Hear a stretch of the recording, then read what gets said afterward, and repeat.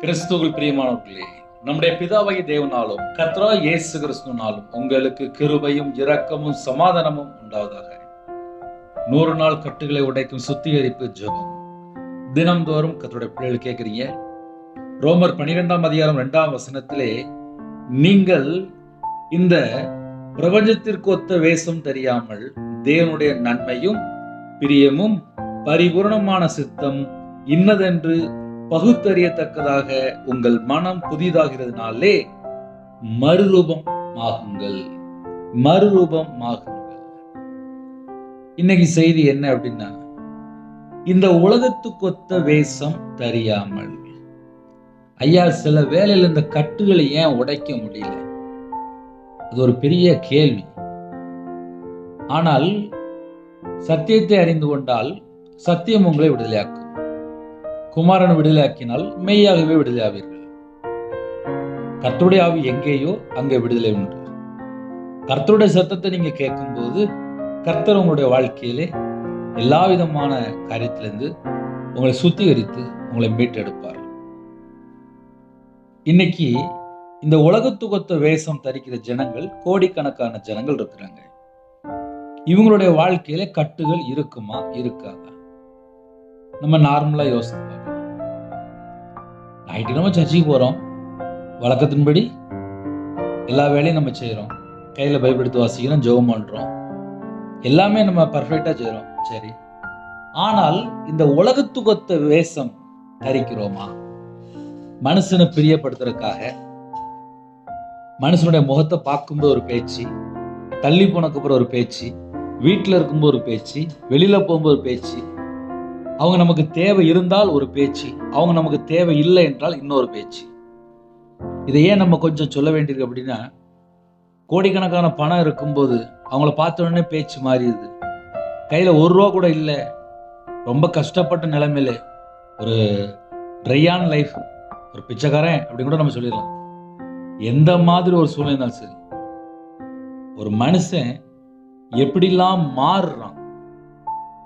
ஒரு பெரிய பொசிஷன்ல இருக்கிறாங்க, ஒரு பெரிய கவர்மெண்ட் ஆபீசரா இருக்கிறாங்க, ஒரு பெரிய பதவியில இருக்கிறாங்க, ஒரு டாக்டரா இருக்காங்க, ஒரு போலீஸா இருக்காங்க, ஒரு ஐடி ஃபீல்ட்ல இருக்காங்க, லட்சக்கணக்கா பணம் சம்பாதிக்கிறாங்க, கோடிக்கணக்கா சம்பாதிக்கிறாங்க, ஒரு பெரிய பிசினஸ் மேனா இருக்காங்க, ஒரு பெரிய கம்பெனி வச்சிருக்காங்க.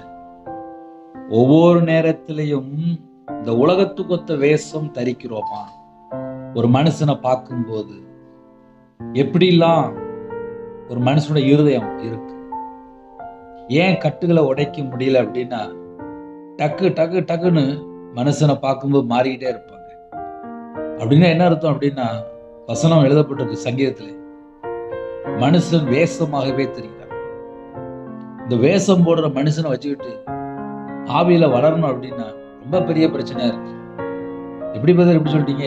ஆமா, அம்மாவை பார்க்கும்போது, அப்பாவை பார்க்கும்போது, புருஷனை பார்க்கும்போது, மனைவியை பார்க்கும்போது, வீட்டுக்குள்ள, அதுக்கப்புறம் வெளியில போகும்போது, ஒரு மனுஷன் எத்தனை விதமா மாறுறான், எப்படிலாம் மாறுறான், பேச்சு எப்படிலாம் மாறுது, வாழ்க்கை முறை எப்படி இருக்கு, நம்ம இருதயம் தேவனுக்கு முன்பா எப்படி இருக்கு? இந்த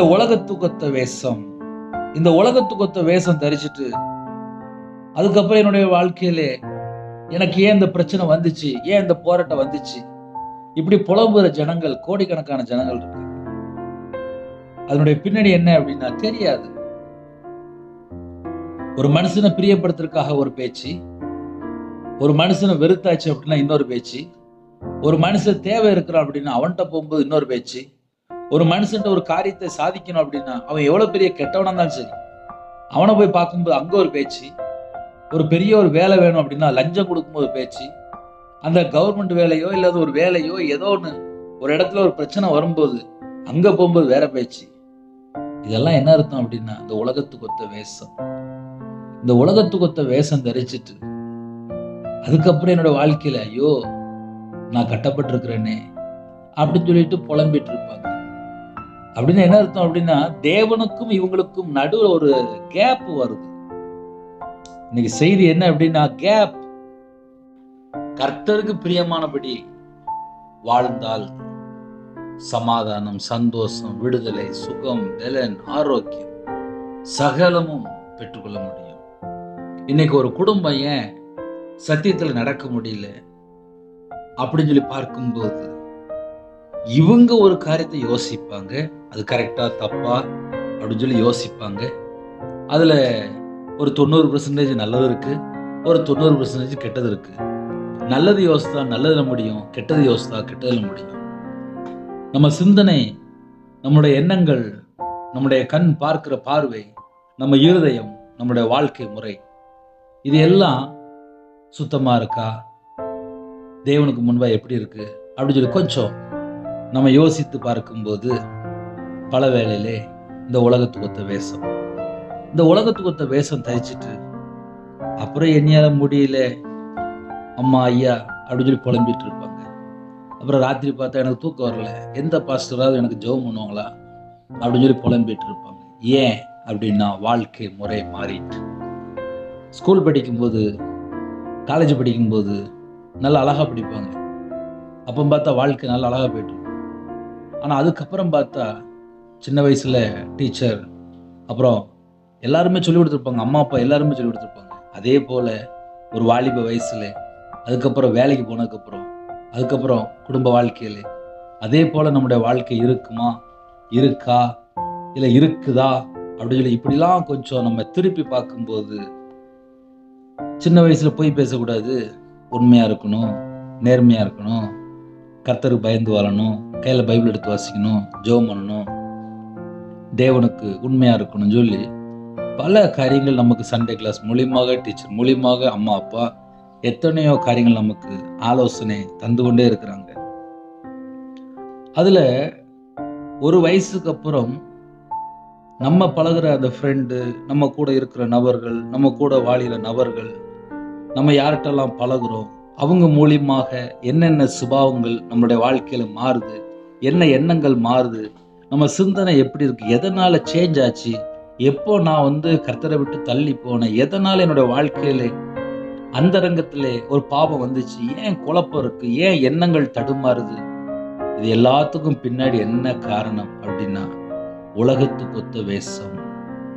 இந்த உலகத்துக்கு ஒத்த வேஷம் தரிச்சிட்டு அப்புறம் என்னுடைய வாழ்க்கையில நான் ஜீரோல இருக்கேன், நான் ஃபெயிலியர் மாடலா இருக்கேன், நான் தோந்து போயிட்டேன், நான் நஷ்டத்துல இருக்கேன், நான் புலம்பிட்டு இருக்கிறேன், என் கவலை யாருக்கு தெரியும், என் நஷ்டம் யாருக்கு தெரியும், என்னுடைய வாழ்க்கையில இவ்வளவு பிரச்சனைக்கு யாருக்கு தெரியும் அப்படின்னா, நம்ம என்ன யோசித்து பார்க்கணும் அப்படின்னா, நீங்கள் இந்த பிரபஞ்சத்திற்கு ஒத்த வேஷம் தெரியாமல் இந்த உலகத்தோட ஒத்து போக ஆரம்பிச்சாச்சு அப்படின்னா, அவன் நிறைய பிரச்சனைக்குள்ளேயும், நிறைய கஷ்டத்துக்குள்ளேயும், நிறைய மன குழப்பத்துக்குள்ளேயும் சிக்கிக் கொள்வான். இப்போ என்ன நடக்கு அப்படின்னா, ஒரு மனுஷன்ட்ட ஒரு 2 மணி நேரம் 3 மணி நேரம் நல்லா அழகா உட்காந்து பேசுறோம். 8 மணி நேரம் கூட பரவாயில்ல. ஆமா, 8 மணி நேரம் பேசுற ஆள்லாம் இருக்கு. ஒரு நாள் சாயங்கால வேளையில ட்ரெயின்ல ஏறினேன். ட்ரெயின்ல ஏறிட்டு நானும் குடும்பமா ட்ரெயின்ல உட்காந்துருக்கோம். ஒரு வாலிப பையன் 5:30 மணி இல்லை 6 மணிக்குள்ள ட்ரெயின்ல ஏறியாச்சு. ட்ரெயின்ல உட்காந்துருக்கான் அந்த பையன். ட்ரெயின்ல ட்ரெயின்ல உள்ள வரும்போதே அவன் அதுக்கு முன்னாடி உட்காந்துருக்கான்.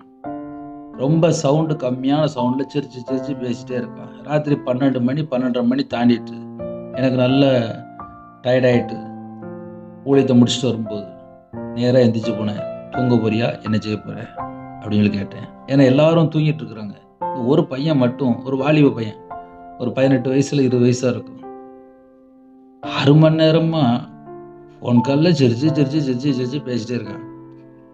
வழக்கமாக பைத்தியக்காரன் தான் நம்ம சொல்லுவோம், ஆனால் இங்கே வேற நடந்துட்டு இருக்கு. அப்படின்னு என்ன அர்த்தம் அப்படின்னா, செல்ஃபோனில் 8 மணி நேரம் சிரிச்சு பேசுகிறாலாம் இருக்குது. ஆனால் வீட்டில் இருக்கிற அம்மா, வீட்டில் இருக்கிற பாட்டி, வீட்டில் இருக்கிற மனைவி, குடும்பத்துக்குள்ளே எவ்வளோ நேரம் சந்தோஷமாக இருக்கிறான்னு சொல்லி கொஞ்சம் திரும்பி பார்த்தால் ஒரு பெரிய கேள்வியாக இருக்குது. அப்படின்னா என்னென்ன அர்த்தம் அப்படின்னா, அந்த உலகத்துக்கு ஒத்த வேஷம். யார்கிட்டயோ சிரிச்சு பேசுவாங்க, வீட்டில் இருக்க கணவர்கிட்ட, வீட்டில் இருக்க மனைவிட்ட, வீட்டில் இருக்க பிள்ளைகள்கிட்ட, குடும்பத்துக்குள்ளே, வீட்டில் வயசான அம்மா அப்பா, தாத்தா பாட்டி, பேரம்பேத்தி, இவங்கள்ட்ட எவ்வளோ நேரம் செலவு பண்ணுறோம். தேவன் அன்பா இருக்கிறாரா? அன்பு கூறும்போது தானே ஆசீர்வாதம், அன்பு கூறும்போது தானே கட்டு உடைக்கப்படும். சில கட்டுகளை உடைக்கணும் அப்படின்னா அன்பு கூறணும். மனைவி வருத்தப்பட்டுட்டே இருப்பா, என் புருஷன் வேற யார்கிட்டயோ தொடர்பில் இருக்கிறான், என் வாழ்க்கை எனக்கு இப்படி ஆகிப்போச்சுன்னு சொல்லி வேதனையில இருப்பா. அந்த குடும்பத்துல எப்படி கட்டு உடைக்க முடியும்? மனைவி கண்ணீர் வடிச்சிட்டு இருப்பா, எப்படி கட்டு உடைக்க முடியும்? இந்த ஐயா பார்த்தா எங்கேயோ ஒரு தவறான தொடர்புல வாழ்க்கை ஃபுல்லா பயணம் ஃபுல்லா போயிட்டு இருக்கும். புலம்பி அழுதுட்டு இருப்பாங்க வீட்டுல. உலகத்துவத்த வேஷம் அப்படின்னா வேற எங்கேயோ ஒரு தவறான ஒரு வழி, தவறான தொடர்பு, தவறான எண்ணங்கள், தவறான சிந்தனை, இதெல்லாம் ஒரு மனுஷனை ஆளுகை செய்யும் போது அவனோட வாழ்க்கையில், ஆவிக்குரிய வாழ்க்கையில வளர்ச்சி இருக்காது, தேவனோட தொடர்பு இருக்காது, தேவனோட துண்டிக்கப்பட்ட நிலைமையா இருக்கும். தேவனுடைய கரத்துல அவங்களால அடங்கி இருக்க முடியாது. ஏன்னா உலகத்துவத்த வேஷம், உலகத்தோடு இணைந்து போகிற வாழ்க்கை. கிறிஸ்துவ வாழ்க்கை என்பது வேறு பிரிக்கப்பட்ட வாழ்க்கை, தேவனோடு தொடர்புல இருக்கிற வாழ்க்கை. தேவ சிந்தனை என்ன, தேவ சித்தம் என்ன, தேவனுக்கு பிரியமான காரியம் என்ன, அதை முதல்ல ஒரு மனுஷன் அறிந்து கொள்ளணும். அப்படின்னா தேவ சித்தத்தை அறிந்து கொள்ளணும் அப்படின்னா பல நாட்கள், பல மாசம் கையில பைபிள் எடுத்து வாசிக்கணும், தேவனோட சமூகத்துல காத்திருக்கணும், தேவனோட தொடர்புல இருக்கணும். அந்த மனுஷனால மட்டும்தான் தேவனோடு கனெக்டிங்ல இருக்க முடியும். இன்னைக்கு எத்தனை வேளையில கர்த்தரை விட்டு தள்ளி போற காரியங்கள் நம்ம நார்மலா யோசித்து பார்க்கலாம். ஒரு மனுஷனோட வாழ்க்கையில எங்க பிரச்சனை வருது அப்படின்னா கர்த்தரை விட்டு தள்ளி போற காரியங்கள். ஒரு மனுஷன் கர்த்தரை விட்டு தள்ளி போயாச்சுனால எல்லா பிரச்சனையும் வந்துடும். எல்லா பிரச்சனையும் வந்ததுக்கு அப்புறம் வீட்டுக்குள்ள என்ன இருக்கும்? சமாதானம் இருக்காது, நிம்மதி இருக்காது, தூக்கம் இருக்காது, புலம்பல் இருக்கும், பைத்தியம் பிடிச்ச நிலைமையில இருப்பாங்க. என்ன காரணம்? உலகத்துக்கொத்த வேஷம். நீங்கள் இந்த உலகத்துக்கொத்த வேஷம் தெரியாமல், நீங்கள் இந்த பிரபஞ்சத்திற்கொத்த வேஷம் தெரியாமல் தேவனுடைய நன்மையும் பிரியமும் பரிபூர்ணமான சித்தம் இன்னதென்று பகுத்தறியத்தக்கதாக உங்கள் மனம் புதிதாகிறதுனாலே மறுரூபமாகுங்கள். இருதயம் புதிதாக்கப்படணும் ஐயா. கட்டுகள் உடைக்கப்படணும், தடைகள் விலகணும், சுத்திகரிப்பு வேணும் அப்படின்னா மனம் புதிதாகணுமா? மனம் புதிதாகணும் அப்படின்னா நான் யாரோட இணைக்கப்பட்டிருக்கேன், யாரோட பிணைக்கப்பட்டிருக்கேன், யாரோட ஐக்கியமா இருக்கேன், யாரோட தொடர்புல இருக்கேன், நான் யாருக்கு அடிமையா இருக்கேன், நான் எந்த மனுஷன் பின்னாடி போறேன், நான் யாரு பின்னாடி போறேன், இதை கண்டுபிடிச்சால் கட்டுகள் உடைக்கப்படும். நிறைய வேளையிலே கட்டுகள் உடைக்கும் ஜெபம் உடனே பாஸ்டர் ஒரு 10 நிமிஷம் அந்நிய பாஷையில பேசுவேன், பிரச்சனை இல்லை. நான் 10 நிமிஷம் அந்நிய பாஷை ஜெபம் பண்ணி முடிச்ச உடனே கட்டுகள் உடைஞ்சிட்டா கண்டுபிடிக்க முடியுமா? என்ன காரணம்? இவங்க செல்போன்ல 6 மணி நேரம் நல்லா சிரிச்சு சிரிச்சு சிரிச்சு சிரிச்சு சிரிச்சு பேசிட்டு இருப்பாங்க. அப்புறம் கொஞ்ச நாள் கழிச்சு எப்படி சிரிச்சு பேசினாங்களோ அதே போல மறுபடியும் புலம்பி அழுதுட்டு இருப்பாங்க. அப்ப சிரிக்க ஒரு காலம், கண்ணீர் வடிக்க ஒரு காலமா மாறிடுது. எதனால கட்டு வந்துச்சு அப்படின்னா சிரிச்சு சிரிச்சு பேசும்போது, அவங்க மனுஷனோட தொடர்பு கொள்ளும் போது சாபத்துல சிக்கிக் கொள்றாங்க. தேவனுடைய சமூகத்துல காத்திருந்தால் அவங்க பல மடங்கு ஆவிக்குரிய வாழ்க்கையில வளர முடியும். தேவனுடைய சமூகத்துல காத்திருக்கும் போது, தேவ பிரசன்னத்தினால நிரப்பப்படும் போது அவருடைய முகங்கள் பிரகாசம் அடையுமா? ஐயா, மறுரூபமாக்கப்படணும், மறுரூபம் ஆகலாம், மனம் புதிதாகணும்ல. இங்க மனசுல ஃபுல்லா ஒரே கழிவு, ஒரே அசுத்தம், ஒரே அருவருப்பு, ஒரே தீட்டு, கர்த்தரை விட்டு தள்ளி போற காரியங்கள் உள்ள இருக்குமானால் எப்படி ஆசீர்வதிக்கப்பட முடியும்? அதனால கட்டுகளை உடைக்கணும் அப்படின்னா இருதயம் புதுசா இருக்கா, இல்ல குப்பெல்லாம் உள்ள இருக்கா, கழிவுலாம் உள்ள இருக்கா, அசுத்தம்லாம் உள்ள இருக்கா, அருவருப்புலாம் உள்ள இருக்கா, அந்தகார கிரியைகள் உள்ள இருக்கா, வேஷம் போட்டுட்டு வாழ்ந்துட்டு இருக்கிறோமா, உலகத்துக்கு ஒத்த வேஷம் தரிக்கிறோமா, குடும்பத்திலே ஒரு உண்மை இருக்கா, வாழ்க்கையில ஒரு உண்மை இருக்கா, தேவனுக்கு முன்பாக நான் எப்படி இருக்கிறேன், தேவனுடைய நன்மையும் பிரியமும் பூரணமான பரிபூர்ணமான அந்த பூரணம் அப்படின்னு வந்தாச்சுனாலே இந்த உலகத்துக்கு ஒத்த வேஷம்லாம் தரிக்க முடியாது. அதனால இன்னைக்கு இந்த செய்தி யாரெல்லாம் கேட்குறீங்களோ, இந்த உலகத்துக்கு ஒத்த வேஷம் தரிக்கிறோம் அப்படின்னா அது என்ன வேஷம்? யார்கிட்ட வேஷம் போடுறோம்? எதனால வேஷம் போட்டோம்? ஒருவேளை மனுஷனை கண்டோன்னே பயந்து ஒரு வேஷம் போட்டோமா, இல்ல கணவரை கண்டோன்னே ஒரு பயந்து ஒரு வேஷம் போட்டோமா, மனைவியை பார்த்தோன்னு ஒரு பயந்து ஒரு வேஷம் போட்டோமா, அம்மா அப்பாவை பார்த்தோன்னு ஒரு பயந்து ஒரு வேஷம் போட்டோமா? எதனால நம்ம வேஷம் போட்டோம்? ஒரு ட்ரெஸ், ஒரு வித்தியாசமான ட்ரெஸ் எடுத்து, நான் ஒரு கோட் எடுத்து போடுறேன்னு வச்சுக்கோங்களேன், ஒரு நல்ல ஒரு விலை உயர்ந்த ஒரு வஸ்திரம் நான் எடுத்து போடுறேன். அப்படி போட்டா என் மனசுக்கே தெரியும், இந்த ட்ரெஸ் ரொம்ப கூண்டு ட்ரெஸ்ஸு, இது ரொம்ப நல்லா இருக்கு, இது நான் இவங்களுக்காக தான் போட்டேன். எக்ஸாம்பிள் சொல்லணும்னா ஒரு கல்யாண ட்ரெஸ்ன்னு சொல்லலாம். கல்யாண ட்ரெஸ் ஏன் போடும் அப்படின்னா அது அன்னைக்கு மட்டும் ரொம்ப ஸ்பெஷல் அப்படிம்பாங்க. ஏன்னா வாழ்க்கையில் ஒரே தரம். அப்போ அந்த கல்யாண ட்ரெஸ் போடும்போது அவங்க மனசுல எல்லாமே புதுசாயிட்டு இருக்கும். நான் இன்னைக்கு கல்யாணம் முடிக்கிறேன், எனக்கு இன்னைக்கு மேரேஜ் நாள் அப்படிம்பாங்க. ஆனா கல்யாணம் முடிஞ்ச அடுத்த நாள் அப்படி சொல்ல முடியுமா? ஏன்னா முடிஞ்சு போச்சு. என் இருதயம் புதுசாகணும் அப்படின்னா நான் அந்த உலகத்துக்கு ஒத்த வேஷத்துல இருந்து நான் வெளியில வந்தால் மட்டும்தான் தேவனுக்கு முன்பாக நான் எப்படி இருக்கிறேன் அதை அறிந்து கொண்டால் மட்டும்தான் மனம் புதுசா இருக்கா இல்ல மனசு இன்னும் வேற வழியில போயிட்டு இருக்கா இதெல்லாம் கண்டுபிடிக்க முடியும். ஒருவேளை அந்த செய்தி கேட்டதுக்கு அப்புறம், ஐயா நான் நிறைய யோசித்தேன், எனக்கு இந்த செய்தியில சில அர்த்தம்லாம் இருக்கு, நானும் இந்த உலகத்துக்கு ஒத்த வேஷம் தான் தரிச்சிட்டு இருக்கிறேன், நானும் இப்படிதான் வாழ்ந்துட்டு இருக்கிறேன் அப்படின்னு நீங்க ஒருவேளை யாராவது யோசித்தால், உங்க இருதயம் மனமாற்றம் உள்ள இருக்கா கண்டுபிடிங்க. இதெல்லாம் கண்டுபிடிச்சா மட்டும்தான் கட்டுகளை உடைக்க முடியும். இதையே அப்படியே சொல்லி முடிக்கிறேன் அப்படின்னா 100 நாள் கட்டுகளை உடைக்கும் சுத்திகரிப்பு ஜெபம். ஏன் ஒரே நாள்ல ஒரு கட்டை உடைச்சு சுத்திகரிப்பு ஜெபம் முடிச்சிட வேண்டியதானே? ஏன் 100 நாள் போடணும்? இன்னைக்கு அந்த அளவுக்கு மனுஷன் பல காரியத்துல அடிமையா இருக்கிறான். விக்கிரத்துல அடிமையா இருக்கான், மனுஷன் பின்னாடியே போறான்.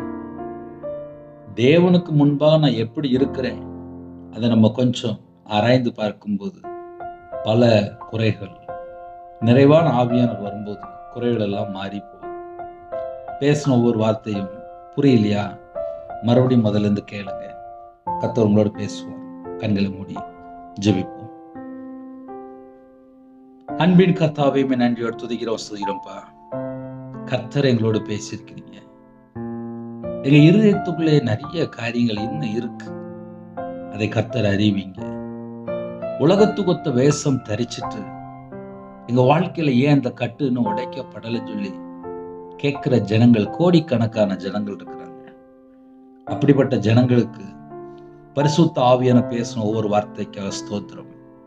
உங்க பிள்ளைகளோட இடைப்பட்ட கிருபைக்காக ஸ்தோத்திரம். இந்த செய்தி யாரெல்லாம் கேட்கிறவங்களோ அவங்களோட வாழ்க்கையில கட்டுகளை உடைத்து கர்த்தர் சுத்திகரிக்கணும். கர்த்தருடைய ஆவியான எங்கேயோ அங்க விடுதலை உண்டு. குமாரன் உங்களை விடுதலையாக்கினால் மெய்யாகவே விடுதலையாக்கப்படுவீர்கள். சத்தியத்தை அறிவீர்கள், சத்தியம் உங்களை விடுதலையாக்கப்படும். இந்த செய்தி மூலியமா பிள்ளைகள் சுகம், பலன், ஆரோக்கியம் பெற்று வரணும்.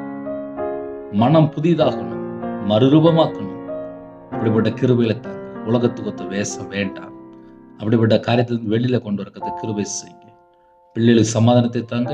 இந்த நாளையும் இணைந்துகிற குடும்பம் இயேசு கிறிஸ்து நாமத்தினால சுத்திகரிக்கப்படட்டும். இயேசு கிறிஸ்து ரத்தத்தினால கழுவப்படட்டும். உங்க பிள்ளைகளை கழுவி சுத்திகரித்து பரிபூர்ணமாக அப்பாவுடைய கிருபையால் நிரப்பி கர்த்தர் மறுபடியும் ஆசீர்வதிக்க வேண்டும். உங்க நாமமே விடட்டும். துதி கனமகிமை எல்லாம் கர்த்தராகிய இயேசு கிறிஸ்து ராஜா ஒருவருக்கே செலுத்துகிறோம். இயேசு கிறிஸ்து பிதாவே ஆமென். தேவனுக்கு மகிமை உண்டாதாக. கிறிஸ்துவுக்குள் பிரியமானவர்களே, 9442504351 என்ற நம்பர் உண்டால் நாங்கள் உங்களுக்காக குடும்பத்தில் ஜெபிப்போம். தொடர்ந்து இணைந்தீர்கள். கர்த்தர் உங்களோடு பேசுவோம். God bless you.